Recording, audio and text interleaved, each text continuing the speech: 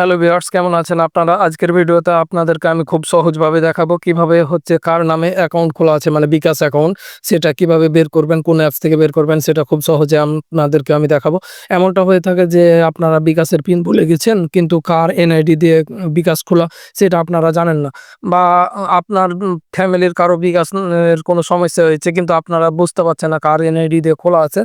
তো এটা কিভাবে বুঝবেন যে কার এনআইডি দিয়ে ওই বিকাশ নম্বরটি খোলা আছে? সেটা চেক করার জন্য আপনাদেরকে প্লে স্টোর থেকে সেলফিন অ্যাপস ডাউনলোড করতে হবে। এটা হচ্ছে ইসলামিক ব্যাংকের একটি অ্যাপস।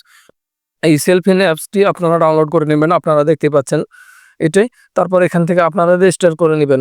রেজিস্টার করে নেওয়ার পরে আপনারা এখানে শুধু লগ ইন করবেন। আমি এখানে লগ ইন করছি, যার কারণে আমি হচ্ছে যে যেহেতু পার্সোনাল ব্যাপার তাই আমি ভিডিও তো আমি হচ্ছে দেখতে পাচ্ছেন লগইন করে নিয়েছি অ্যাপসটিতে। আমার রেজিস্টার করা আছে। তো এখান থেকে আপনারা কিভাবে যেকোনো বিকাশ নাম্বারের হচ্ছে যে কার নামে খোলা আছে সেটা বের করবেন। তার জন্য আপনারা উপরে দেখতে পাচ্ছেন কয়েকটি অপশন আছে, যেটা হচ্ছে যে প্রথমে add money, fund transfer, mobile top up, buy ticket, এই ৪ টা অপশন দেখতে পাচ্ছেন না? এর মধ্যে হচ্ছে যে মাঝখানে যে অপশনটা দেখতে পাচ্ছেন ফান্ড ট্রান্সফার, এই ফান্ড ট্রান্সফারে ট্যাপ করবেন। তারপর এখানে আপনারা সুন্দরভাবে দেখতে পাবেন বিকাশ আছে।